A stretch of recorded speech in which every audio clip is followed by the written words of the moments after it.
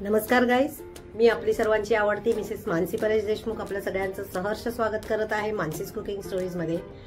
तर आपण पुरणपोळी आणि कटाची आमटीचा व्हिडिओ बघितला आणि सर्वांचे खूप खूप खूप धन्यवाद की तुम्ही मला खूप छान प्रतिसाद दिलात आणि आपले सबस्क्रायबर्सही भरपूर वाढले त्या व्हिडिओमुळे। आणि हा सेकंड व्हिडिओ पुरणपोळीचा असा आहे की इतका छान मला व्ह्यूज मिळाले आणि खूप छान रिस्पॉन्स मिळाला, खूप चांगले मेसेजेस येत आहेत लोकांचे आणि सर्वांना आवडलंय। तर मी तुम्हाला म्हटल्याप्रमाणे की मी 3 पार्टमध्ये हा व्हिडिओ दाखवणार होते, आज मी तुम्हाला सेकंड पार्ट दाखवतेय आणि त्यासाठी मी आज आता व्हिडिओ म्हणजे एडिटिंग वगैरे माझं झालेलं आहे, पण पुरणपोळीचा व्हिडिओ इतका छान व्ह्यूज चालू होते म्हणून मी सेकंड व्हिडिओ टाकला नव्हता, कारण की लॅप झाल्यावर लोकांना ते बघायला प्रॉब्लेम होतो किंवा मागचा व्हिडिओ बघितला जात नाही। म्हणून मग मी विचार केला की जाऊ दे, आपला एक 2-3 दिवस चांगला चालू आहे व्हिडिओ, तो झाल्यावर आपण हा नवीन व्हिडिओ अपलोड करूया। तर आता मी तुमच्यासाठी घेऊन येते कुर्मा भाजी आणि पुलाव। तर हा कुर्मा आणि पुलाव नक्की नक्की नक्की करून बघा माझ्यासाठी आणि मला कळवा कसा झाला होता। आता आपल्याला जास्तीत जास्त आपला चातुर्मास चालू झाला किंवा आता आपलं श्रावण चालू होईल, मग अशा वेळेस काय खायचं हे प्रश्नच असतो। जरा घरात वेगवेगळ्या डिशेस करायच्या असतात, त्यावेळेस हे खरंच खूप छान ऑप्शन आहे, तुम्ही नक्की करून बघा। मुलांनाही आवडेल, मोठ्यांनाही आवडेल आणि टेस्टला अतिशय उत्तम लागतं।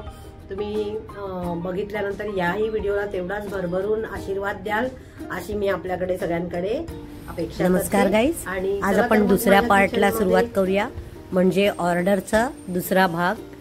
मी आज बनवतेय कुर्मा भाजी आणि पुलाव। तर आता इथे मी ओलं खोबरं घेतलं, आल्याचे तुकडे घेतलेत, लसूण घेतलाय आणि बरोबरीने एक 10 ते 12 काजू भिजत घातले होते। तुम्ही पाहाल तर सर्व व्हाईटच आहे। अतिशय सोपी कुर्मा भाजी, अगदी एका शिटीत होणारी। आणि इथे मी तीळ घेतलेत, पांढरे तीळ। हे सर्व छान बारीक पेस्ट करून घ्यायची आहे।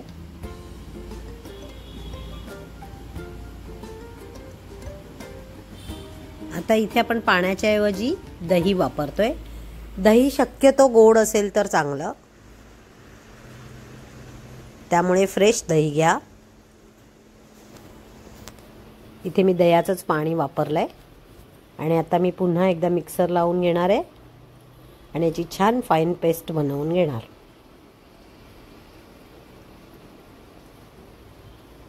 एक साधारण 10 ते 12 जणांसाठी ही भाजी द्यायची आपल्याला करून।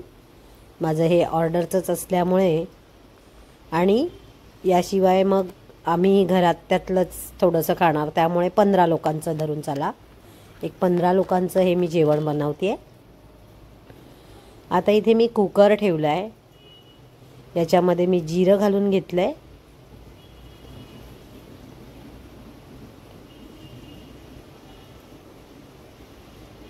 जिरं छान फुललंय। आता यात तमालपत्र घालून घ्यायचे, काळी मिरी आणि लवंग।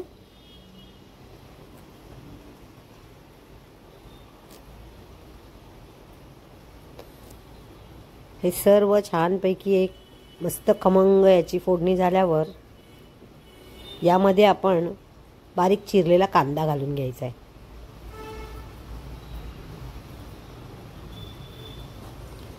छान फाईन चॉप केलेला कांदा आहे हा मी इथे आता परतवून घेणार आहे।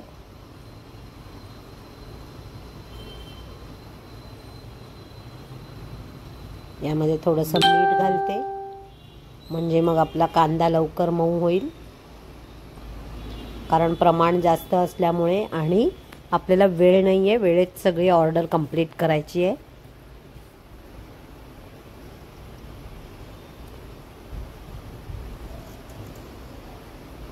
सर्व कांदा मस्त गुलाबी रंगावर आल्यावर यात वाटण घालून घ्यायचे, जी आपण पेस्ट बनवली आहे। तीळ, काजू, खसखस, ओलं खोबरं, आलं आणि लसूण याची जी आपण पेस्ट बनवली ती घालून घ्यायची आहे, तीही छान परतवून घ्यायची.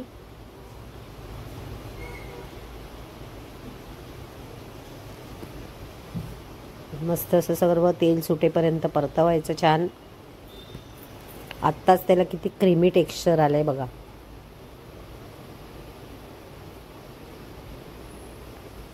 आणि आता मसाले घालून घ्यायचे ड्राय.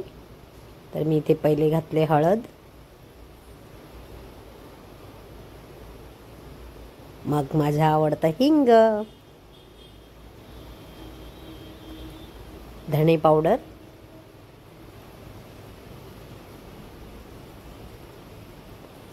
आणि त्याच्या बरोबरीने घालायचे लाल मिरची पावडर.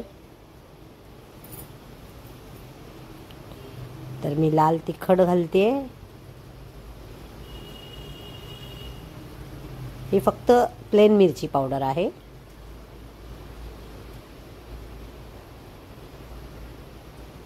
हे सर्व छान मसाले परतवून घ्यायचे. आणि ते परतत असताना थोडंसं पाणी घालायचं, म्हणजे मग आपण आपले जे मसाले आहेत ते जळून असं त्याला एक वेगळा वास येतो बघा जळल्यानंतर मसाले, तसा येऊ नये म्हणून थोडंसं पाणी घालायचं. आम्ही आता काश्मीरी लाल मिरची पावडर पण घालून घेतली आहे, म्हणजे आपल्या भाजीला जरा रंग छान येईल. कारण की कसं व्हाईट कलरचं वाटण असल्यामुळे सर्व असं भाजी तुम्हाला दिसायला वाटेल की अगदीच म्हणजे नॉर्मल आहे किंवा तिखट नाही आहे वगैरे, तर असं काही नाही आहे. हिला खूप छान टेस्ट येते या भाजीला. सर्व मस्तपैकी मी मसाले परतवून घेते. इतकी इझी आहे, तुम्ही बघाल नाही भाजी. एका शिटीमध्ये सुंदर अगदी भाजी बनते. आता कस्टमरची रिक्वायरमेंट होती की पनीर पण हवं होतं त्यांना यामध्ये कुर्मा भाजीमध्ये. तर मी कुर्मासाठी जे पनीर आणलं, बाहेरनं जेव्हा आपण पनीर आणतो तेव्हा ते पहिले स्वच्छ धुवून घ्यायचं आणि गरम पाण्यामध्ये, हे पहा मी ते गरम पाणी थोडंसं घातलं आहे म्हणजे जेणेकरून आपले मसाले खाली लागणार नाही आणि तरी पण छान सुटेल. तर मी पनीरच्या बाबतीत बोलत होते. तर पनीर जर बाहेरनं तुम्ही विकत आणलं की पहिले स्वच्छ धुवून घ्यायचं, बारीक तुकडे करायचे, कोमट पाण्यामध्ये थोडंसं मीठ घालायचं आणि ते तुकडे त्या गरम पाण्यात घालून ठेवायचे. तुमचं पनीर इतकं सॉफ्ट होणार, बिलीव्ह मी, म्हणजे हे तुम्ही करून पहा. तर आता आपल्याला ह्याच्यामध्ये पनीर पहिले घालायचं नाही आहे. पनीर मी साईडलाच ठेवलेलं आहे. इथे मी अजून थोडंसं मीठ घातलं कारण की आपलं मगाशी कांद्यापुरतं मीठ घातलं होतं, आता ग्रेव्हीसाठी मीठ घातलं आहे. आणि मे बी थोड्या वेळाने आपण भाज्या घातल्यावर लागलं तर पुन्हा घालू शकतो. हे आता जे वाटणाचं पाणी होतं ते सर्व घालून घेतलं आहे.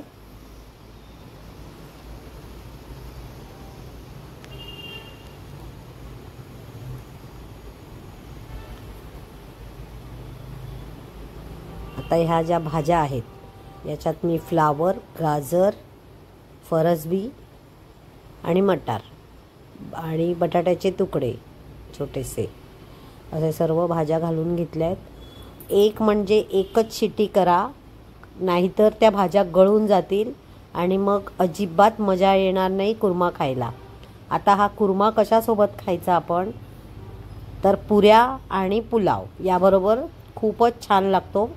किंवा बन जर तुम्ही कर्नाटकात बघितलात तर एक बन तयार करतात म्हणजे केळं घालून, मी दाखवेन तुम्हाला त्याची रेसिपी.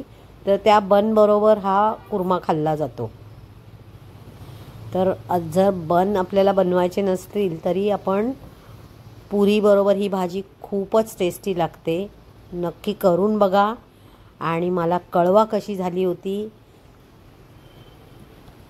हे पहा, आता यात मी थोडंसं पाणी घातलं आहे. शक्यतो गरम पाण्याचाच वापर करायचा म्हणजे आपल्या भाज्या पण लवकर शिजतात आणि भाज्यांना तरी चांगली येते, रंग चांगला येतो. इथे मी कुकर लावून घेते, एक शिटी करून घेते. तुम्हाला जर हवी असेल तर चवीपुरता ह्यात साखरही घालू शकताय, पण आपलं वाटण गोडसर असल्यामुळे मला गरज नाही वाटली. हे पहा किती सुंदर रंग आला आहे आणि आपली भाजी तयार झालेली आहे. यात आता मी पनीर मिक्स करणार आहे. ऑलरेडी मी पनीर तयार करून ठेवलेलं आहे.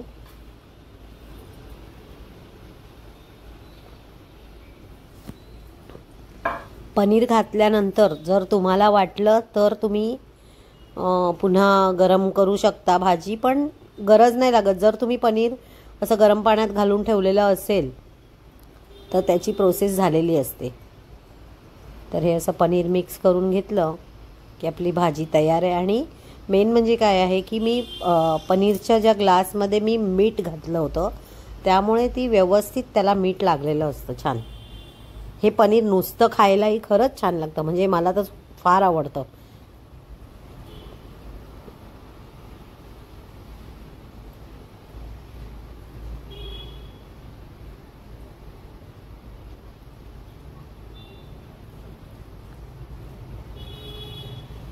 तर मीठ वगैरे इथे मी जरा चेक करायला दिलं होतं. परफेक्ट झालेली आहे आपली भाजी. ह्याच्यावर आता भरपूर अशी कोथिंबीर घालून घ्यायची की आपली भाजी तयार. तर याच्या बरोबरीने आपण आता पुलाव करणार आहोत.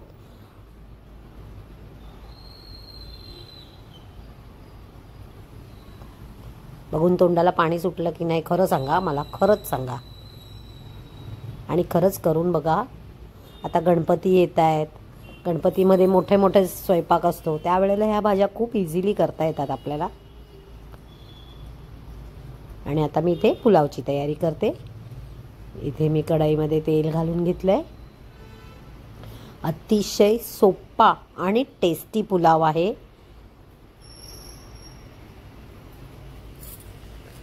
तेलामध्ये भरपूर जिरे घालायचे, हे महत्त्वाचं आहे. जिरे, साधं जिरं, चहा जिरं नाही. आणि उभ्या चिरलेल्या मिरच्या. मसाले नीट सर्व बघून घ्या मी काय घालते. आणि आलं लसणाची पेस्ट.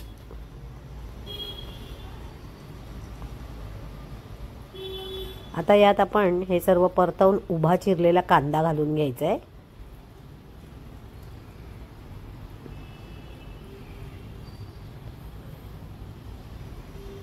इतका छान घमघमाट आत्ताच येतोय मिरची आणि तो आला लसणाचा एक फ्लेवर येतोय. खूपच छान त्याचा अरोमा सुटलाय. आणि आता मी इथे कांदा परतवून घेणार आहे. हा उभा चिरलेला कांदा आहे.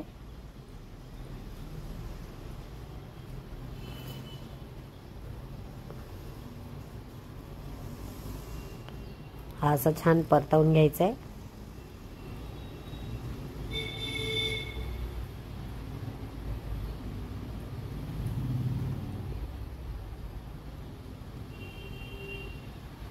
तुम्हाला हवं असेल तर याच्यामध्ये पण तुम्ही बरिस्ताही घालू शकता. बरिस्ता म्हणजे तळलेला कांदा. पण मला वेळ नव्हता म्हणून मी यावेळेस नाही घातला. इथे मी आता बटाटे घालून घेतलेत.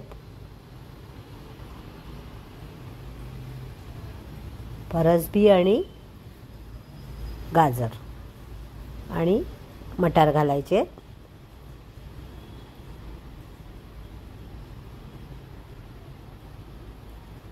खरं बघायला गेले तर कुर्मामध्ये ज्या भाज्या घातल्या त्याच ह्याच्यात असतात. फक्त मी यात फ्लावर ॲड करत नाही. खूप लोक घालतात फ्लावर, पण मी मुद्दाम घालत नाही. मला तो फ्लावरचा एक जो स्ट्रॉंग वास असतो तो पुलावमध्ये नाही आवडत. तर मी या टाईपचा करते. तुम्ही करून बघा या प्रकारे. म्हणजे फ्लावर वगळता मी ज्या कुर्मामध्ये भाज्या घातल्यात त्या सर्व याच्यात आहेत.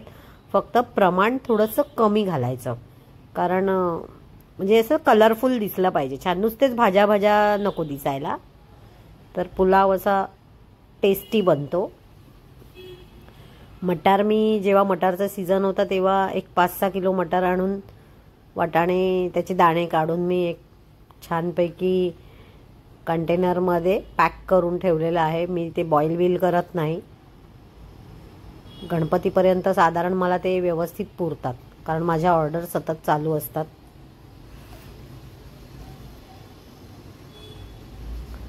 मी मीठ घालून घेतलं आणि इथे पुन्हा एकदा सर्व छान परतवून घेणार आहे. आणि हे चालू करायच्या आधीच मी तांदूळ धुवून ठेवले होते. साधारण एक 10 माणसांसाठी 1 किलो तांदूळ लागतो. पण यांचं बरेच प्रकार असल्यामुळे मी इथे 1.25 किलो तांदूळ घेतलाय. कारण की यांच्या पुरणपोळ्या पण आहेत, भजी आहेत, पुऱ्या आहेत, कुर्मा आहे. भजी पण 2 प्रकारचे आहेत. तर खूप प्रकार असल्यामुळे मी थोडंसं राईसचं प्रमाण कमी केलं आहे. कारण की तसं बघायला गेलं तर सर्व लेडीज वयस्कर आहेत ज्यांची ऑर्डर आहे ते. म्हणजे मला नाही वाटत की एक 55-60 वर्षाच्या लेडीज असं खूप खात असतील. एक अंदाज मी बांधते असा अंदाज. तर ते म्हणाले आम्हाला ऑर्डर झाल्यानंतर की व्यवस्थित भात पुरला, अगदी कमी नाही पडला आणि खूपही नाही झाला. तर आता एवढ्या वर्षाचा अनुभव असल्यामुळे मला एक परफेक्ट मेजर कळतं की बाबा मी आधीच विचारते कस्टमर्सना की तुमचा प्रोग्राम काय आहे, तुमचं स्नॅक्स काय आहे, जेवण काय आहे, किंवा जर बर्थडे पार्टी असेल आधी जर स्टार्टर्स असतील तर मग किती जेवण जेवलं जातं हे एक अंदाज आता येतो. त्याच्यामुळे मी त्या हिशोबाने जेवण देते.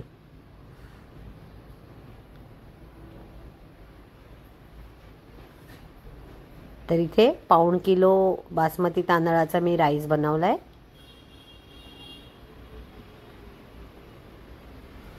आणि त्यात भाज्या वगैरे घालून आरामात सगळं एक साधारण 1 ते 1.25 किलोचा पुलाव झालाय.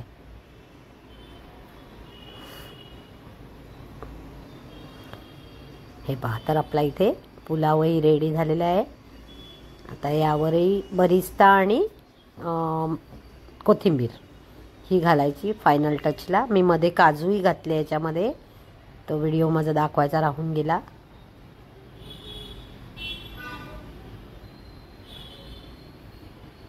तर कसा वाटला आजचा व्हिडिओ सांगायला विसरू नका. लाईक, शेअर, सबस्क्राईब नक्की करा. आणि आता आपण बघूया जी माझी ही ऑर्डर झाली तयार करून ती पुरणपोळ्या, इथे पुलाव, त्यानंतर कोशिंबीर, भजी, बटाटे भजी, कांदे भजी, कुर्मा भाजी, कटाची आमटी.